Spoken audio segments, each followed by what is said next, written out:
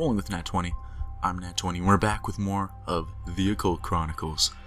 And, as promised, I pulled up the mission that I believe is the one we're experiencing. Strange lights. Reports of weird lights in the sky. Missing livestock. Strange crop circles. And pilfering from local industrial facilities have prompted the O.D.D to send out a recon team to investigate. That team consists of you. Once again, you have drawn the short end of the stick. While most of your fellow agents are away on Operation Kendalthu, you have to do the thankless grunt work in the field. Your assignment is to visit the long-abandoned Heineck house and report any suspicious or unusual findings. Oh, and we've been finding some unusual findings. Like lastly, we found these witches over here that were hey, there's this book inside that we can't get. We've been forbidden to go inside, but we could really use that book. Whoa, there's a shotgun on a tripwire. You see the shotgun almost at the same time that you feel a tripwire against your foot. But it is too late. Boom! Instinctively duck and roll or run for it. Duck and roll, cause it's sword. Without hesitation, you throw yourself in a crouching roll and tumble away from the fire. Oh, boom, 6. Uh-oh. No, I get shot. You fling yourself into a roll, but botched the tumble and can't get completely out of the way. Buckshot. Hurts. Ooh, but our talisman gets in the way of this and protects us even though nothing happens. And we keep it, so double nothing happens. I was worried there for a second. Luckily we had that talisman. Nothing at the end of this hall. What the fuck? That looks a little more interesting than just your typical fire. Alien patrol? Uh-oh. You've stumbled onto an armed patrol of alien troopers. They are wearing strange spacesuits that resemble the clean suits that you sometimes see Z-Branch technicians wearing back at the O.D.D HQ, but these troopers are heavily armed and dangerous. Alright, I can attack them regularly, I can run away, or I can shoot them hard. Now, given this, I'm a little afraid of them.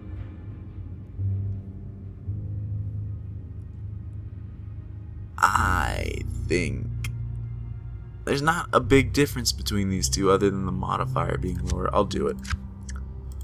Take the lower modifier and hopefully kill it. Dang. Now hold on a second.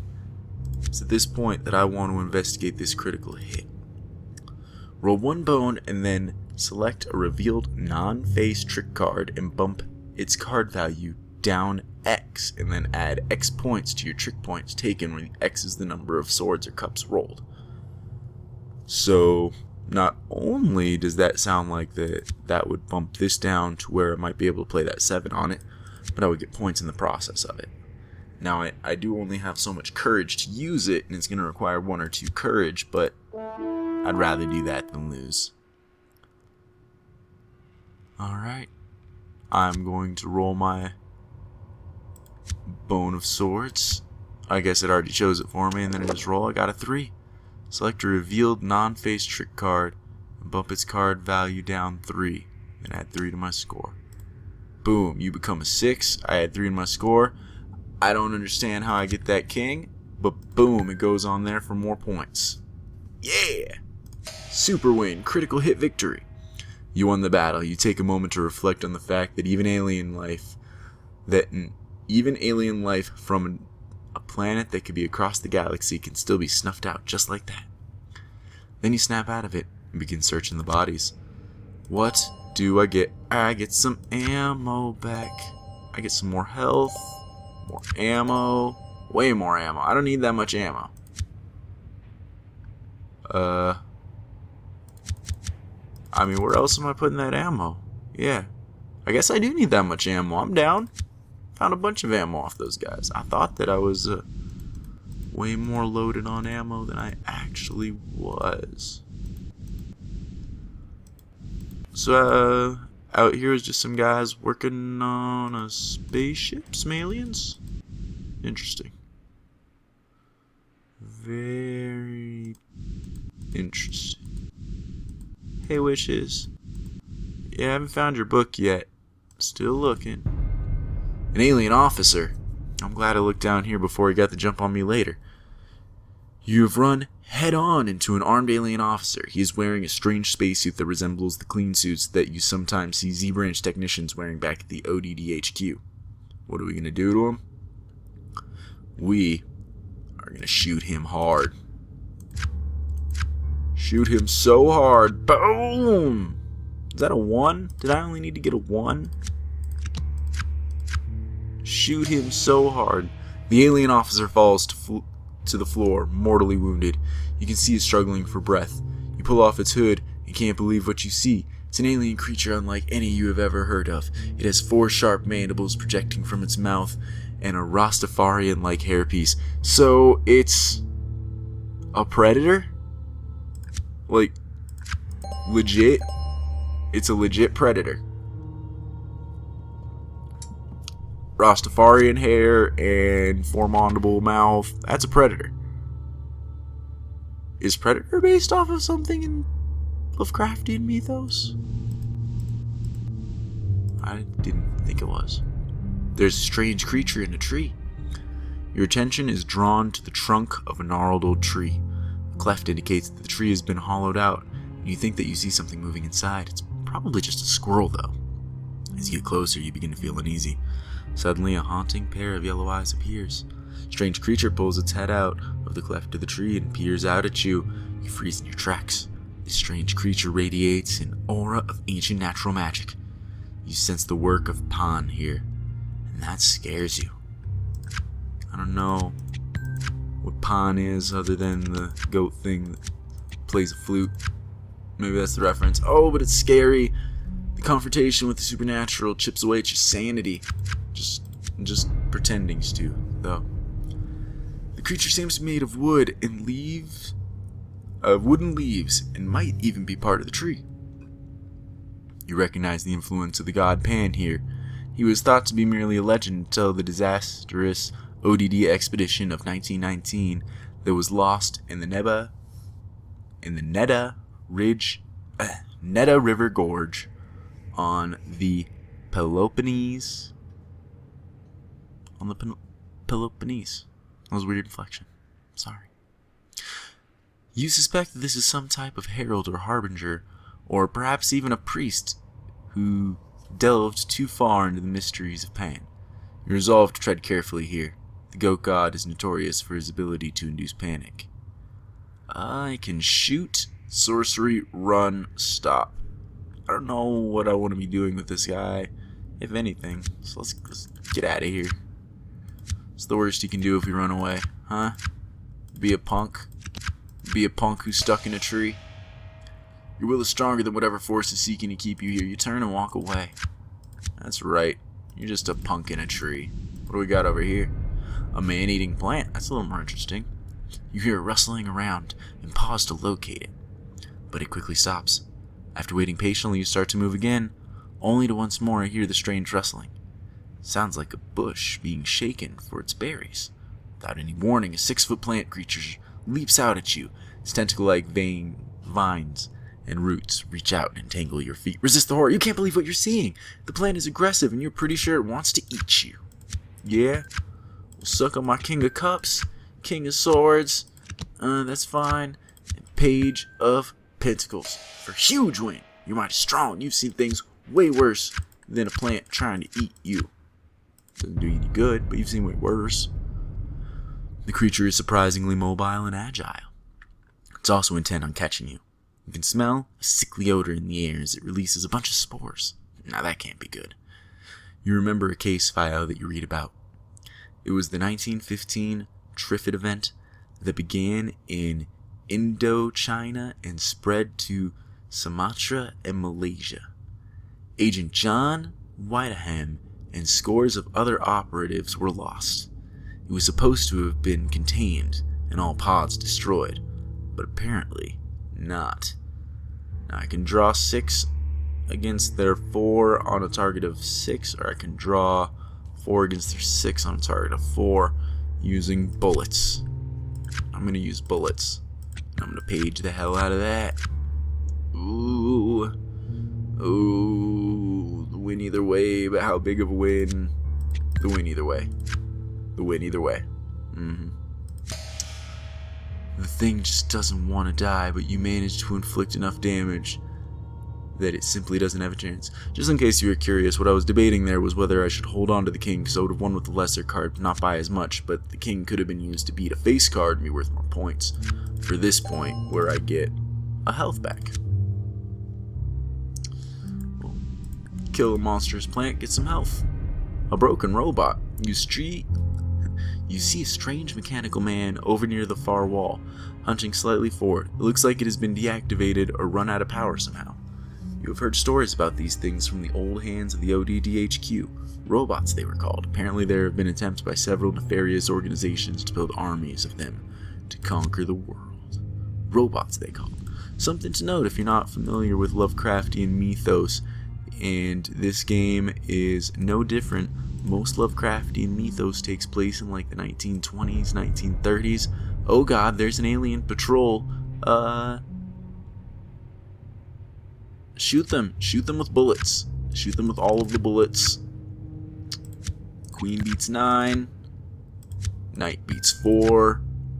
We beat aliens. Now notice that we've seen the aliens before, so we're not getting afraid of them this time. Even though this is a different group of aliens, we're not used to that horror. You won the battle and take a moment to reflect on the fact that even alien life form blah blah blah loot the bodies. I got a health from killing them, it's not much. And I've used a lot of my bullets, so I should probably be a little more careful with my next couple of shots. What do we got in here? This looks like an excellent place for a book. Pile of papers. You see a bunch of papers spread out on top of a desk. Among the clutter, an assortment of old envelopes, letters, and even a few parchment papers. Search through the papers and hopefully find something using my perception. I really hope I do. This is an excellent draw, because I don't believe that I can redraw any sort of thing here. So this is nice. I get to have 9/5. You don't come across anything earth-shattering, but there's enough information here to boost your confidence. That, and you're on the right track. Boost your confidence that you're on the right track. I get a skill token and a sanity. And then that's it for the pile of papers, unless somebody tells me to do something else with it. Puts us at 2. We'll probably bump up our swords when I get the next chance, because that's the next straight boost. A ranged edge and a heroic feat's edge, not super important. And we've gotten to the next story beat. The story's going on a bit quicker than I'm comfortable with. Hopefully we're able to make it through this before the story goes horribly, horribly wrong. Growing confidence. Despite the daunting odds, you seem to feel a growing sense of optimism that you can accomplish this mission. What does that give us? All successful combat challenges that involve cups as the primary suit have a 10% chance of generating a random gain courage card from a no result card. Interesting. That could be pretty useful. Maybe. What do we got in here? Another pile of papers. Another good draw. Boom! Ooh. Queen beats knight, unfortunately. But queen beats 3, and knight beats 10. Oh, win by a ton! Another expertise. Another sanity. That's all we get out of that, unfortunately. But that's still quite a bit. Puts us up to 3 points. And our sanity's back up to 7. We're no longer dying horribly. It's pretty exciting.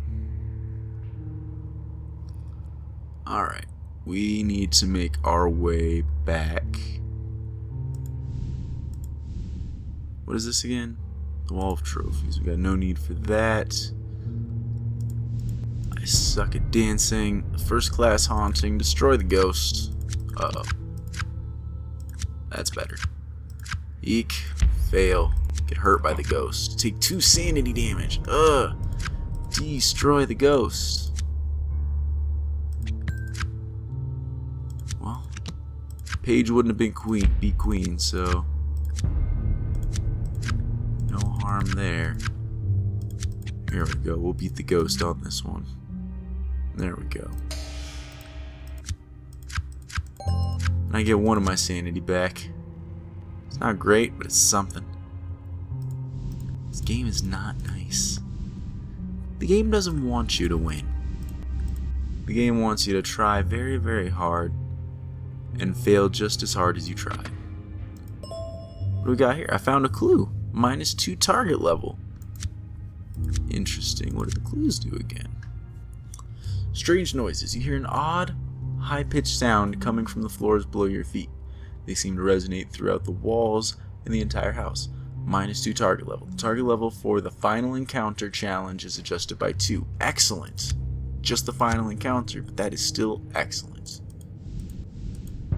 What do we got here? There's a mural on the wall here. It's kind of like Cthulhu. Somebody being sacrificed to Cthulhu. You are confronted with what seems at first to be a collection of crudely drawn scribbles in an oily black ink on the wall. As you examine it closer, the hairs begin to stand on the back of your neck. You want to pull your eyes away, but they are drawn to the bizarre scratchings, and slowly they resolve into a panoply of horrific images of human sacrifice at the behest of some tentacled alien god. I've never seen either of these words before. Panoply? Behest? I mean, I can kind of infer what they mean in context, but I've never seen them.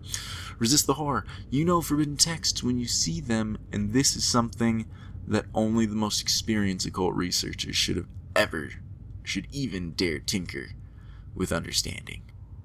It's too late now, though. You will need to steel your mind against these disturbing images.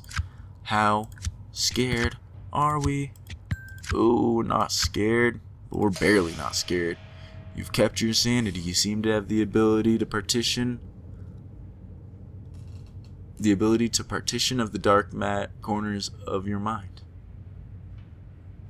Okay, that may come in handy. Now I'm starting to think that I'm getting a little tired, and my ability to discern words on lines is getting a little blurred.